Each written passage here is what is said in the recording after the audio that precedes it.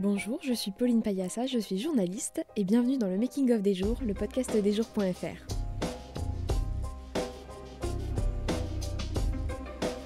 Après un peu moins d'un an de mandat, Joe Biden est terriblement bas dans les sondages. D'un côté, le président américain voit ses réformes sociales bloquées par un Sénat républicain, et de l'autre, il apparaît trop modéré pour l'aile la plus à gauche des démocrates.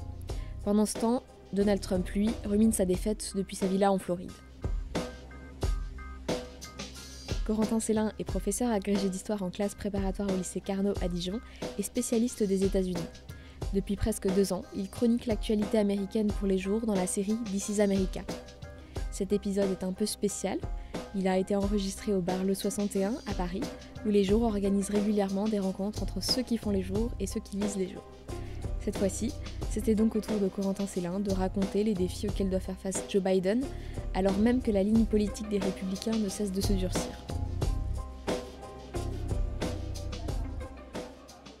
Et plus d'un an après, il semblerait que Donald Trump n'ait toujours pas digéré son échec face aux candidats démocrates. Non, il ne s'est absolument pas fait une raison. C'est un fait politique majeur et très étonnant.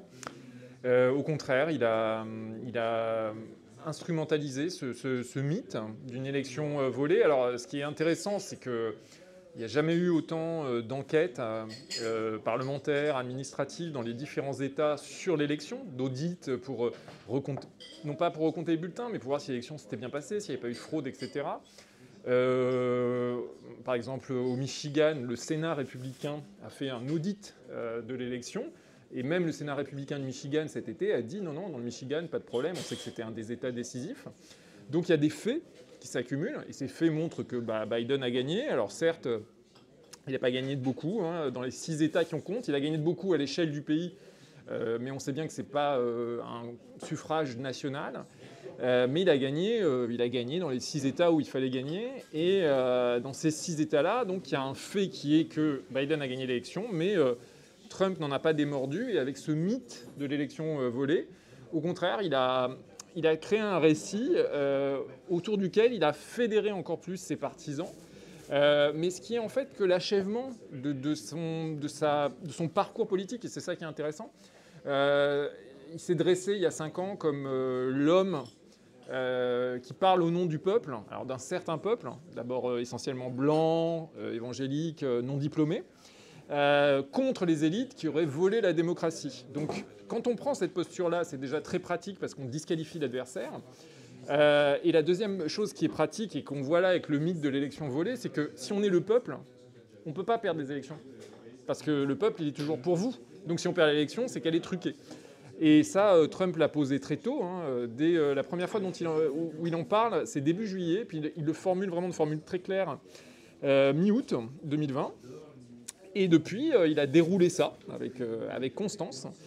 Et ses partisans, ça leur permet de continuer à former une communauté extrêmement resserrée. Et donc, Donald Trump n'a pas du tout... il continue à faire... Alors, il n'a plus Twitter, c'est la grosse différence. Il n'a plus Twitter, il n'a plus Facebook. Mais il continue à faire des messages dans lesquels il dit que l'élection a été volée, qu'il avait gagné. Pour lui, c'est un président en exil. Il est à Mar-a-Lago, en Floride, et il attend que la justice soit faite et qu'il puisse revenir au pouvoir en 2024. Donc c'est assez intéressant comme figure, d'ailleurs. Pour autant, les présidents perdants qui ont réussi à revenir dans la course à la présidentielle 4 ans après sont rares. Alors, on l'a vu qu'une fois.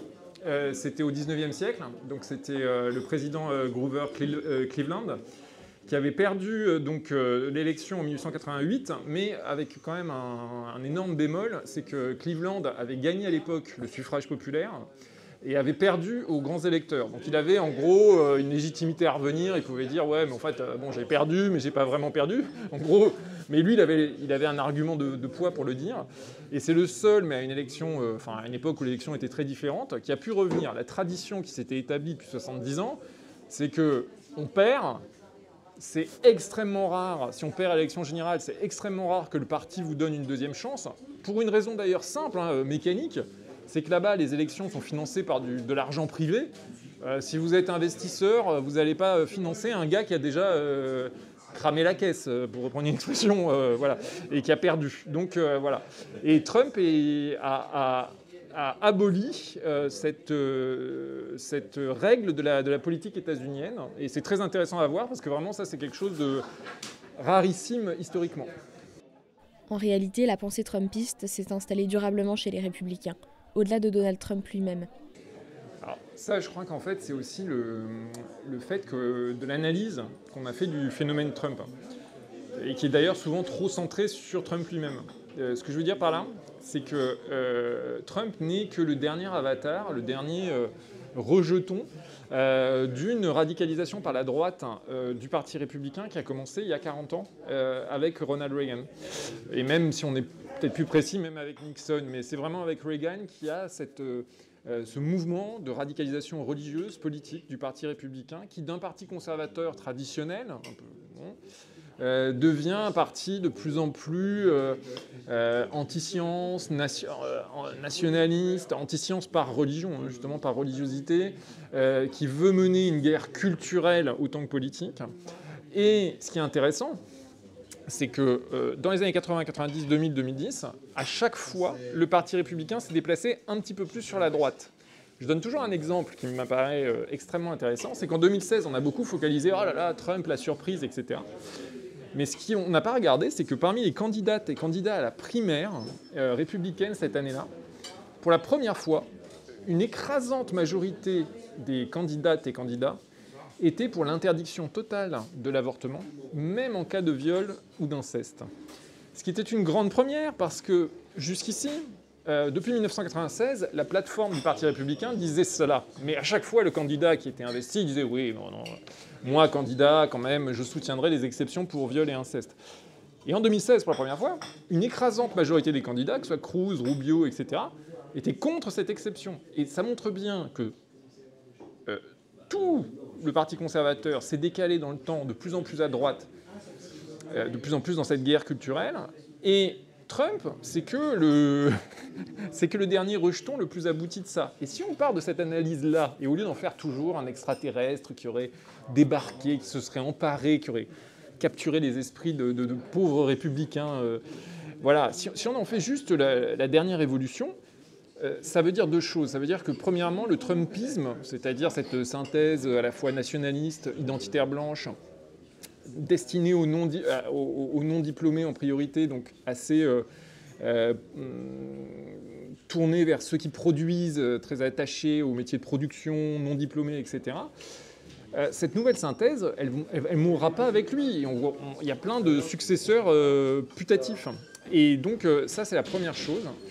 Et la deuxième chose, c'est ce qui explique justement qu'il survive au-delà de l'élection. C'est-à-dire qu'il est le catalyseur, il n'est pas du tout, pour moi, le responsable, le seul créateur, le démiurge qui, s'il disparaissait, amènerait la fin. Pas du tout. C'est pas une parenthèse. Ah non, c'est pas une parenthèse. Il est un épisode de quelque chose qui, d'ailleurs, à mon sens, parfois le dépasse un peu. Donc voilà. Au contraire, Joe Biden est un président plus retiré, plus lisse. Biden, c'est tout l'inverse. C'est tout l'inverse parce qu'en plus, déjà d'une personnalité qui n'avait pas beaucoup de relief, qui maintenant est atteinte aussi par l'âge, hein, il vient d'avoir 79 ans, donc qui préside beaucoup en arrière, on le voit très peu. On le voit très très peu, ses prises de parole sont quand même très limitées. Déjà, pour celui qui écrit dessus, c'est quand même déjà plus difficile de se faire une idée. Et deuxièmement, et ce qui est vraiment la réponse à ce que tu demandais, c'est que par ailleurs, sa popularité, elle est due au fait qu'il n'était pas Trump, d'abord et avant tout. Je veux dire, pourquoi il a été élu ? Il a été élu sur un référendum qu'avait voulu, en fait, la présidentielle de l'année dernière était un référendum, c'est-à-dire, est-ce que vous voulez Trump ou pas ? Et lui, il a fédéré tous les ou pas. Bon. Il a eu une majorité large à l'échelle nationale qui ne voulait plus continuer avec Trump. Mais ça, déjà, premièrement, ça a créé un malentendu. En 2020, les démocrates ont gagné la présidentielle de manière incontestable, mais ils ont perdu les élections, peu s'en faut, ils ont perdu les élections à la Chambre, en tout cas, ils ont perdu 14 sièges, ce qui est énorme, surtout en ayant un président élu. Et au Sénat, ils n'ont pas du tout fait les gains attendus et ils se retrouvent avec une fausse majorité à 50-50. Donc, il a été très populaire, surtout, j'allais dire, plus on est loin, parce qu'il n'était pas Trump. Mais c'est un président qui est dans une situation de faiblesse politiquement. Normalement, un président au début de premier mandat, comme Trump en 2017 par exemple, il a toujours une majorité confortable à la Chambre et au Sénat, et donc les 2 premières années, c'est là où il fait le plus de choses. Souvenons-nous aussi Obama, 2009-2011, avec la loi sur l'assurance maladie, parce qu'il a des majorités. Biden, c'est le premier président démocrate depuis Mathusalem, à ne pas avoir de majorité large et substantielle au Congrès.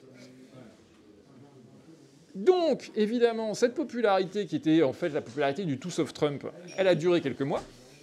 Et puis, évidemment, quand on commence l'exercice du pouvoir, eh ben, forcément, il y a des embûches, il y a des choses qui se passent mal, etc. Là, en l'occurrence, ça a été l'Afghanistan. Et très vite, cet été, au bout de 5 mois de mandat, il a décroché en termes de popularité. Et il a décroché très vite et très fort. Bon. Alors, il y a une cause structurelle, c'est qu'aujourd'hui, on est dans un paysage politique tellement partisan, tellement clivé, que de toute façon, ça devient impossible, par rapport à il y a 20-30 ans, à avoir des présidents qui soient populaires dans le camp d'en face. Actuellement, chez Gallup, il est à 6% d'opinion favorable chez les Républicains. Donc, de toute façon, il pourrait faire quoi que ce soit. Je pense que demain, il annoncerait qu'il a inventé le vaccin universel contre toutes les maladies. Je pense que les Républicains le détesteraient quand même. C'était la même chose, d'ailleurs, dans l'autre sens. C'est vraiment, on est entré dans cette ère des présidents clivés, d'une Amérique clivée. Donc, ça, c'était la première chose, mais nonobstant, sur son électorat, alors l'électorat démocrate lui reste fidèle pour l'instant, parce que bon, on est quand même content, on se souvient de ce que c'était avec Trump, mais il a beaucoup perdu. Il a perdu environ 20 points depuis l'été chez les indépendants, c'est-à-dire chez les électeurs non affiliés à un parti, dans toutes les enquêtes d'opinion. Et ce qu'on lui reproche essentiellement, c'est 3 choses. Premièrement, il avait promis le retour de l'expertise, le retour de moi je sais faire, je saurais faire tourner la machine de l'État. Or, et en particulier on ne le dit pas assez, sur la vaccination, c'est une catastrophe. Les États-Unis ont dégringolé dans les rangs des pays les plus vaccinés. Alors, attention, il n'est pas seul responsable, il y a tout, mais bon, ça nuit à son récit de l'expertise. Deuxième point, l'Afghanistan, je ne vous refais pas le film, là, je crois que tout le monde a compris.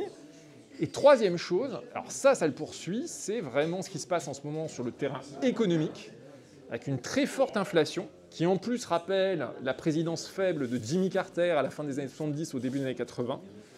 Très forte inflation qui touche en premier lieu les salariés les plus modestes, avec une hausse des prix sur l'alimentaire et sur les prix de détail, et devant laquelle il semble vraiment comme une poule devant un couteau, et on lui reproche vraiment sa gestion économique. On dit alors que justement, ce qui est intéressant, c'était vraiment l'item le plus fort de Trump. Trump, même chez les démocrates et les indépendants, les gens disaient ouais bon en économie quand même, bon ça allait bien pendant Trump. Et Biden là-dessus a des évaluations, des sondages désastreux en ce moment. Donc tout ça conjugué, ça nous donne une popularité. Alors, il a touché le fond de la piscine il y a 2-3 semaines, il a un tout petit peu remonté en moyenne, mais il est impopulaire. Il est environ à 43% favorable, 52% défavorable. Alors, ce qui évidemment, pour nos yeux français, évidemment, un président qui aurait ça en France, il sauterait au plafond. Mais à la norme historique états-unienne, la norme jusqu'à très peu de temps, c'était d'avoir une majorité d'opinion favorable. Et donc, le fait d'avoir, au bout de 6 mois déjà, plus de majorité dans les sondages, c'est vraiment pas bon. Il est au niveau historique de Trump, de Gerald Ford, et de Carter, donc de la loose, quoi, en fait, pour aller vite. Donc voilà. Et Joe Biden pâtit aussi de sa relation compliquée avec le reste des démocrates. Alors, le problème, c'est qu'il faut aussi rappeler que Joe Biden est issu d'une primaire historiquement très étrange. Il faut se rappeler que, conformément à ce qu'on avait vu dans sa campagne où il était inexistant, il perd les 2 premières primaires. Tout le monde était déjà en train de lui réserver sa place dans un EHPAD du Delaware. Et j'exagère à peine. Et en fait, le Covid arrive. Il y a la perspective que Bernie Sanders, champion de l'aile gauche progressiste et dans le cas de Sanders socialiste, remporte la primaire. Et là, il y a quelque chose qu'on n'a jamais vu, c'est-à-dire qu'en 10 jours, tous les candidats issus de la majorité social-libérale du parti se rallient à lui, d'autant plus vite qu'on commence, il y a le début du Covid, donc il y a une forme de panique. Et donc, Après, il a gagné, il n'y a pas de problème. Mais c'est quand même très étrange comme déroulement. Bon. Et une fois qu'il est investi, très intelligemment d'ailleurs, il passe un pacte avec la gauche du parti en disant « Vous allez contribuer au programme et je vous donnerai une place à vos idées, évidemment dans la mesure du rapport de force qui, grosso modo, avec Sanders, se finit à 2 tiers, 1 tiers. » Bon. Il y a 2 problèmes partant de là. C'est que la gauche a joué le jeu. Bernie Sanders, alors lui, vraiment, type, il a vraiment été d'une loyauté absolue. Il s'est mis au service de Biden. Il n'y a pas eu de... Voilà, il a dit c'est trop important, Trump et tout ça. Ils ont joué le jeu. Sauf que, évidemment, au bout d'un an, il y a eu des promesses. Mais qu'aujourd'hui, de promesses en particulier de grandes dépenses sociales et climatiques, tout ce qui était dans le fameux Build Back Better, le grand projet à l'origine de 3 250 milliards.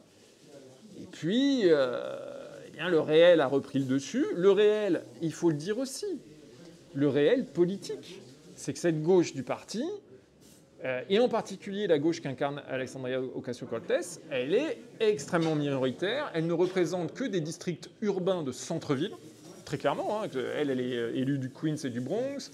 Ses amis Bush, par exemple, est élu des quartiers centraux de Saint-Louis, etc. Donc ce sont des élus de villes, de quartiers centraux des métropoles, qui sont peu nombreux à la Chambre, qui sont inexistants au Sénat. Et donc, cette gauche, elle n'arrive pas à peser. Elle n'arrive pas à peser parce que elle n'est pas majoritaire dans le parti, elle n'est pas du tout très représentée au Congrès. Donc, on en est là, sauf qu'évidemment, le fait que ce ne soit pas la gauche du parti, mais maintenant, évidemment, par les majorités qu'il y a, c'est les 2 sénateurs les plus à droite du parti, donc qui sont Joe Manchin de Virginie-Occidentale et Kyrsten Sinema d'Arizona. Comme ils ont les 2 voix déterminantes, eux, par contre, ils ont un poids incroyable. Ils ont multiplié leur effet de levier. Puisque, je vous rappelle la situation, à 50-50, il faut absolument que les démocrates restent à 50 pour avoir ensuite le vote de départage de Kamala Harris éventuellement. Bon. Le problème, c'est que la gauche a dit « Oh, on a été gentils, on t'a soutenu, on a été loyaux, et maintenant, en fait, tu fais la politique de Manchin. Ça ne me va pas. » Sauf que Biden, à chaque fois, les renvoie « Ouais, mais Alexandria Ocasio-Cortez, combien de divisions, tel comme Staline avec le Vatican, donc voilà. » Et le problème, c'est qu'on est quand même sur une gauche du parti qui est géographiquement et politiquement limitée. Voilà. Mais il y a une colère qui monte chez cette gauche socialiste du parti, chez ce qu'elle représente, c'est-à-dire les activistes militants des centres-villes, etc. Il y a une colère qui monte parce qu'on a l'impression de s'être fait avoir et de se retrouver quand même à la godille de Manchin, qui est à peu près aussi démocrate que moi, je suis capitaine d'équipe de France de foot. Donc voilà. En janvier 2022, cela fera 1 an que les militants d'extrême droite ont tenté d'envahir le Capitole, un événement derrière lequel se dessine l'ombre de l'ancien président. Quand on répète depuis des mois que l'élection a été volée, et que par ailleurs, finalement, à bien y réfléchir, parmi les suprémacistes blancs et les miliciens, il y a aussi des gens très bien. Parce que c'est vrai, il y a aussi des gens qui ont du cœur, etc. Donc oui, quand on dit des choses pareilles, parce que Trump, c'était ça aussi. Bon. Il peut y avoir un moment où, échauffé par quand même une atmosphère où un président en permanence dit « on vous ment, l'élection a été volée, on vous ment, etc. », que des miliciens blancs qui ont été conviés à une réunion publique par le président même, parce qu'il faut quand même... Enfin, déjà, avant l'émeute même, le président tient un meeting en face du Congrès qui s'intitule « Stop the Steal ». Stop the Steal. Arrêtez le vol. Donc, alors moi, je n'ai pas fait beaucoup d'anglais, mais bon, c'est une injonction. Donc, je veux dire... Et avec des gens qui sont portés à la violence politique, qui considèrent que la violence politique est un moyen légitime, qui ça peut étonner? Donc, spontané, ce sera la justice de le dire, mais que tout était mis en œuvre pour qu'à un moment ça pète, on peut difficilement le nier. Maintenant, ça, c'est une considération, c'est un jugement de fait, c'est un jugement... Mais après, est-ce que pour autant... Et c'est toute la difficulté. Est-ce qu'il y a eu un ordre? Est-ce qu'il y a eu une coordination? Avec Trump, on tombe toujours sur est-ce qu'il y a eu une collusion? Ça, c'est beaucoup plus difficile à démontrer. On verra. C'est l'enquête justement parlementaire qui va en priorité le dire. Sauf qu'elle se heurte au refus de collaborer, au refus de fournir des documents. Et donc, bon, cette enquête parlementaire qui ne durera que tant que les démocrates ont la majorité et ils peuvent la perdre dans 8 mois maintenant. This is America est disponible sur lesjours.fr. Vous pouvez aussi nous retrouver sur Instagram, Facebook et Twitter @lesjours.fr ou nous écrire à contact@lesjours.fr. On se retrouve très vite pour un nouvel épisode.